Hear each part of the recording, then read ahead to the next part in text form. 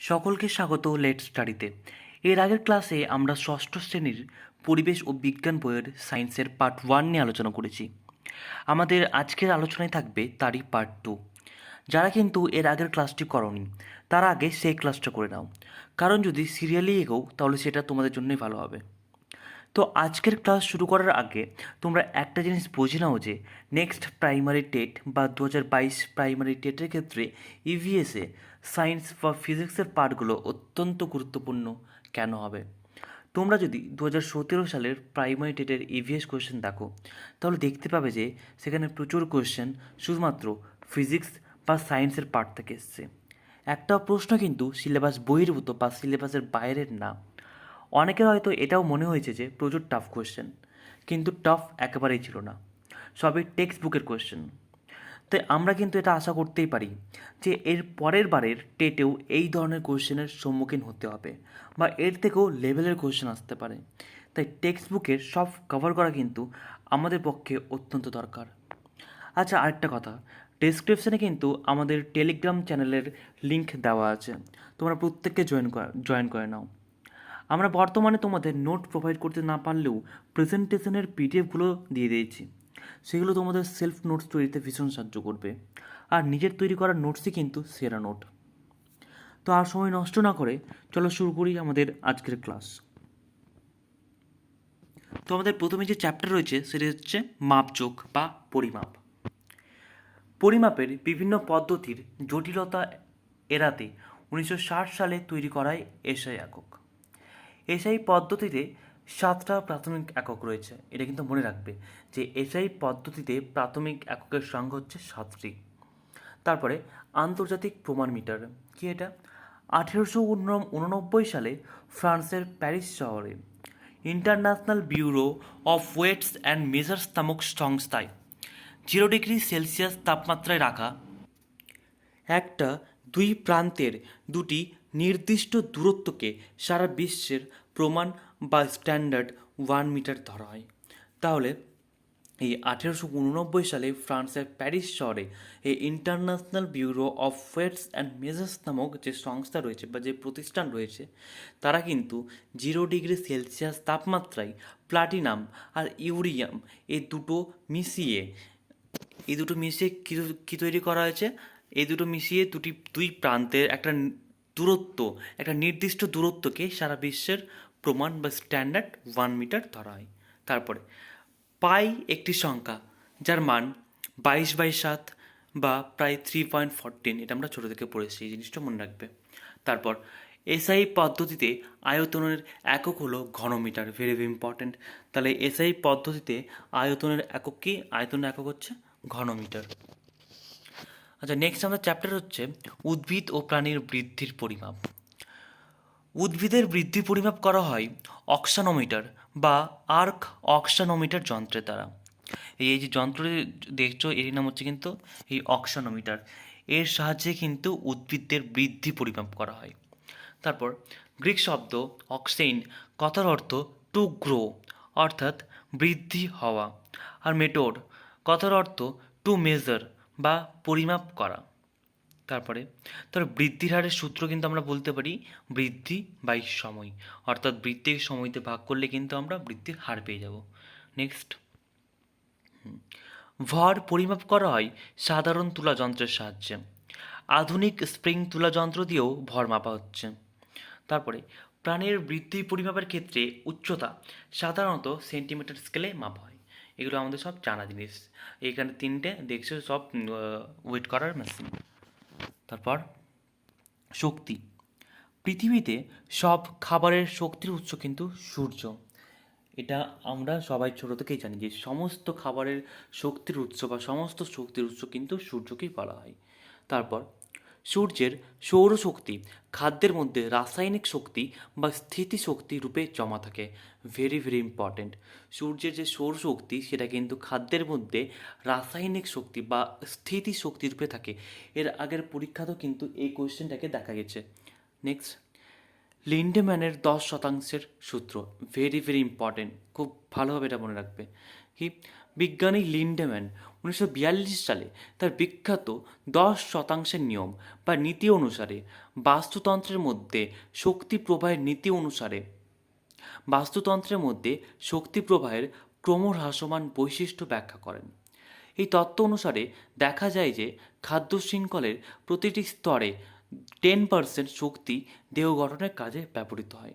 এটা কিন্তু তোমরা মনে রাখবে যে 10% সূত্র দিয়েছিলেন বিজ্ঞানী লিন্ডম্যান, সালটি ছিল 1942, আর কি এখানে 10% শক্তি, সেই শক্তির পরিমাণটা হচ্ছে 10%।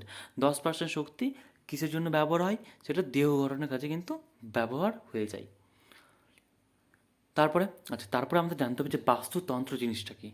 তাহলে বাস্তুতন্ত্র বা ইকোসিস্টেম বলতে একটি নির্দিষ্ট স্থানের পরিবেশ, ওই পরিবেশে বসবাসকারী জীবগোষ্ঠী এবং ওই জীবগোষ্ঠী ও পরিবেশের মধ্যে পারস্পরিক সম্পর্কের ফলে উৎপন্ন অবস্থাকে বোঝায়। খুব ভালোভাবে শান্ত মাথায় শুনবে এবং বুঝবে। বাস্তুতন্ত্র জিনিসটা কি? বাস্তুতন্ত্র বা ইকোসিস্টেম, বাস্তুতন্ত্রের ইংরেজি নাম হচ্ছে ইকোসিস্টেম, যাকে ইকোসিস্টেমও বলা হয়। তাহলে বাস্তুতন্ত্র বা ইকোসিস্টেম বলতে একটা নির্দিষ্ট স্থানের পরিবেশ। তাহলে এটা এমন একটা নির্দিষ্ট স্থান রয়েছে, তার এটা একটা পরিবেশ, ওই পরিবেশে বসবাস করে জীবগোষ্ঠী। এবার ওই পরিবেশে যত জীব বসবাস করছে এবং ওই জীবগোষ্ঠী এবং পরিবেশের মধ্যে, এবার ওই জীবগোষ্ঠী যত জীব বসবাস করছে এবং তার পরিবেশের মধ্যে যে একটা সম্পর্ক আর দিনে দিন স্থাপিত হচ্ছে, সেই সম্পর্ককে বলা হচ্ছে বাস্তুতন্ত্র। 1935 সালে বিজ্ঞানী টেনসলে সর্বপ্রথম ইকোসিস্টেম কথাই ব্যবহার করেন। Very very important question. তাহলে জি টেনসলে 1935 সালে সর্বপ্রথম ইকোসিস্টেম কথাটা ব্যবহার করেন। আচ্ছা, আমাদের নেক্সট চ্যাপ্টার হচ্ছে চাপের ধারণা। এসআই পদ্ধতিতে চাপের একক হচ্ছে 1 নিউটন বাই 1 বর্গমিটার সমান সমান 1 পাস্কাল, বা যাকে আমরা 1 পিও বলে থাকি। সেই হিসাবে এসআই পদ্ধতিতে চাপের একক হচ্ছে 1 পাস্কাল। তারপরে চাপের বড় একক হলো 1 কিলো পাস্কাল, যাকে 1000 পাস্কাল বলা হয়। তাহলে চাপের বড় এককের নাম হচ্ছে 1000 পাস্কাল। নেক্সট, একই বল প্রযুক্ত হলে বলের প্রয়োগ ক্ষেত্রের ক্ষেত্রফল যত কমবে চাপও কিন্তু তত বাড়বে, এটা কিন্তু মনে রাখবা। নেক্সট, কোনো গ্যাস বা তরল গতিশীল হলে যে স্থানে ওই তরল বা গ্যাসের বেগ বেশি, সেই স্থানে ওই গ্যাস বা তরলের চাপ কম হয়। এই নীতির কথা বলেছিলেন বিজ্ঞানী বার্নৌলি। তোমরা এখানে বিজ্ঞানী ড্যানিয়েল বার্নৌলির ছবি কিন্তু দেখতে পাচ্ছ। তাহলে এই নীতিটা কিন্তু মনে রাখবে। এই ধরনের কোশ্চেন কিন্তু আসার সম্ভাবনা রয়েছে, যেহেতু 2017 সালের টেটের ইভিএসের কোশ্চেন যদি আমরা দেখি, সেখানে কিন্তু প্রচুর কোশ্চেন ইভিএসের ঠিক এরকমই কোশ্চেন রয়েছে। সেই হিসেবে আমরা কিন্তু এটা মনে করতেই পারি যে নেক্সট প্রাইমারি টেটের কোশ্চেনও কিন্তু এরকমই হবে। তারপর মানুষের শরীর, হৃদযন্ত্রের সংকোচনের মাঝে মাঝে বন্ধ হয়ে গেলে পেসমেকার বসানো দরকার। Very very important. পেসমেকার আমরা কখন বসাই বা পেসমেকার কখন ডাক্তাররা বসাতে বলেন? ডাক্তাররা বসাতে বলেন যখন হৃদযন্ত্রের সংকোচন মাঝে মাঝে বন্ধ হয়ে যায়। তারপরে রোগ প্রতিরোধকারী সকল উপাদানই মূলত প্রোটিন দিয়ে তৈরি। Very very important. যত উপাদান রয়েছে যারা রোগ প্রতিরোধ করে তাদের কিন্তু বেশিরভাগটাই প্রোটিন দিয়েই তৈরি। ফুসফুস কালচে গোলাপি রঙের হয়ে থাকে। নেক্সট, শ্বাস নিতে কষ্ট, কাশির সঙ্গে রক্ত পড়া, রাতের দিকে জ্বর আসা, শরীরের ওজন কমে আসা, শ্বাস নেওয়ার সময় নাকের পাটা দুটো ফুলে ওঠা, মাঝে মাঝে নাক বন্ধ হয়ে যাওয়া, এসব ফুসফুসের নানা সমস্যার কারণ হয়ে থাকে। আবার ভালো করে শুনবে এবং বুঝবে। শ্বাস নিতে কষ্ট, যদি কারো শ্বাস নিতে কষ্ট হয়, কাশির সঙ্গে যদি রক্ত পড়ে, আর কি রাতের দিকে যদি জ্বর আসে, আর শরীরের ওজন যদি দিনে দিনে কমতে থাকে, শ্বাস নেওয়ার সময় নাকের পাটা দুটো যদি ফুলে ওঠে, আর মাঝে মাঝে যদি নাক বন্ধ হয়ে যায়, তাহলে কিন্তু এটা মনে করতে হবে যে তার ফুসফুসের সমস্যা রয়েছে। আচ্ছা, এই ধরনের কোয়েশ্চেন কিন্তু এর আগেও টেটেও এসছে, তাই তোমরা কিন্তু সিরিয়াসলি হয়ে এসব জিনিসগুলোকে নিবে এবং পড়বে এবং বুঝবে।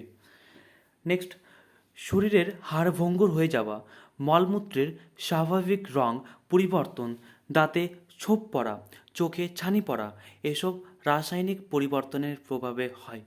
Very very important. শরীরের হাড় ভঙ্গুর হয়ে যাওয়া, মলমূত্রের স্বাভাবিক রং যদি চেঞ্জ হয়ে যায়, যদি পরিবর্তন হয়ে যায়, আর কি দাঁতে যদি ছোপ পড়ে, ছোটো ছোটো যদি দাঁতে ছোপ পড়ে, আর চোখে যদি ছানি পড়ে, এইসব কিছু কিন্তু রাসায়নিক পরিবর্তনের প্রভাব। আচ্ছা, এখানে তোমরা দেখতে পাচ্ছ এই যে পেসমেকারের ছবি কিন্তু দেওয়া আছে, যে পেসমেকার হৃদযন্ত্রের সংকোচন যদি বন্ধ হয়ে যায় তখন বসানো হয়। ভালোভাবে দেখে নাও। আচ্ছা, নেক্সট হচ্ছে অস্থিসন্ধি। অস্থিসন্ধি জিনিসটা কি? জন্মের সময় একজন শিশুর প্রায় 300টি হাড় বা অস্থির অংশ থাকলেও, তাহলে একটা শিশু যখন জন্মায় তখন তার প্রায় 300টার মতো কিন্তু হাড় বা অস্থির অংশ থাকে। তাহলে জন্মের সময় একজন শিশুর প্রায় 300টি হাড় বা অস্থির অংশ থাকলেও বয়স বাড়ার সঙ্গে সঙ্গে অনেকগুলোই একসঙ্গে জুড়ে গিয়ে অবশেষে পূর্ণবয়স্ক মানুষের শরীরে থাকে 206টি। এটা আমরা সকলেই জানি যে একটা পূর্ণবয়স্ক মানুষের শরীরে অস্থির সংখ্যা হচ্ছে 206টি। তারপর এই অস্থিগুলো একে অন্যের সঙ্গে অস্থি শুনতে লিগামেন্ট নামের সুতো বা দড়ির মতো জিনিস দিয়ে বাঁধা থাকে। তাহলে যত অস্থি সন্ধি রয়েছে তারা কিন্তু একে অপরের অস্থি সন্ধির সঙ্গে যার দ্বারা আবদ্ধ হয়ে থাকে বা যার দ্বারা জুড়ে থাকে তার নাম কি? তার নাম হচ্ছে লিগামেন্ট। মনে রাখবে, এটা একটা সুতোর মতো বা দড়ির মতো অংশ। ফলে সব মিলিয়ে একটা কাঠামো তৈরি হয়। আর এই কাঠামোর রকমভেদই এক একটি মেরুদণ্ডী প্রাণী এক এক রকমের দেখতে হয়। দুটো প্রতিবেশী অস্থি যেখানে একে অপরের সঙ্গে লিগামেন্ট দিয়ে বাঁধা থাকে, সেই জায়গাটাকে বলে অস্থিসন্ধি বা হাড়ের জোড়। অনেক মাংসপেশি আবার টেন্ডন নামের স্থিতিস্থাপক আর এক ধরনের দড়ি দিয়ে ওই অস্থি সন্ধিগুলোর সামনে, পেছনে বা যে কোনো পাশ দিয়েই ওপরের অস্থি ও নিচের অস্থির সঙ্গে বাঁধা থাকে। তাহলে আমরা এখানে আরেকটা জিনিসের নাম জানলাম, যার নাম হচ্ছে টেন্ডন। তোমরা কিন্তু আগে দেখতে পাবে যে লিগামেন্ট কোনটা, টেন্ডন কোনটা। এই দেখো, তো এখানে আমরা দেখছি লিগামেন্ট। এই যে এখানে এই হাঁটুর এখানটা কেটে রয়েছে আমাদের লিগামেন্ট। এখানে যে ভালো করে দেখতে পাও তাহলে তোমরা ব্যাপারটাকে আরও ক্লিয়ার হয়ে বুঝতে পারবে। আর টেন্ডন রয়েছে কোথায়? আমাদের টেন্ডন রয়েছে আমাদের এই জায়গাটাই। চলো, আশা করি এই জিনিসটা তোমাদের ক্লিয়ার হয়েছে। আচ্ছা, এবারের চ্যাপ্টারের নাম হচ্ছে কি? নাম হচ্ছে শরীরের বৃদ্ধি ও বিকাশ। তো দেখো, নখের কোনা ভাঙা, ক্যালসিয়ামের অভাব, ফ্লুরাইডের বিষক্রিয়া। তাহলে কিন্তু ক্যালসিয়ামের অভাব আর ফ্লুরাইডের বিষক্রিয়ার ফলে কিন্তু নখের কোণ ভাঙতে থাকে। তারপর দাঁতের সাদা ছোপ, দাঁতের মধ্যে সাদা সাদা ছোপ পড়ে। এটা কার কারণ? এটা হচ্ছে ফ্লুরাইডের বিষক্রিয়ার ফলে কিন্তু এরম ঘটনা হয়। তারপর চোখের কোণ ফ্যাকাসে, লোহা, ভিটামিন বি ও প্রোটিনের অভাবে কিন্তু চোখের কোণে ফ্যাকাসে পড়ে। এটা কিন্তু ভেরি ইম্পর্ট্যান্ট। কি? লোহা, ভিটামিন বি আর প্রোটিনের অভাবে কিন্তু চোখের কোণে ফ্যাকাসে ধরনের হয়ে যায়। তারপর ত্বকের বর্ণ, অপুষ্টি ও প্রোটিনের অভাব। তাহলে অপুষ্টি আর প্রোটিনের অভাবে কিন্তু এরকম ঘটনা হয়ে থাকে। তারপর হাড়ের আকৃতির পরিবর্তন, ক্যালসিয়াম ও প্রোটিনের প্রভাবে কিন্তু হাড়ের আকৃতির পরিবর্তন কিন্তু দেখা যায়। নেক্সট, প্রায় হাড় ভেঙে যাওয়া, ক্যালসিয়ামের অভাবে কিন্তু হাড়ও ভেঙে যায়। নেক্সট, ঠোঁটের কোণে ঘা ও জিভে ঘা, ভিটামিন বি এর অভাব। Very very important. Vitamin B এর অভাবে কিন্তু ঠোঁটের কোণে ঘা আর জিভের মধ্যেও ঘা দেখতে পাওয়া যায়।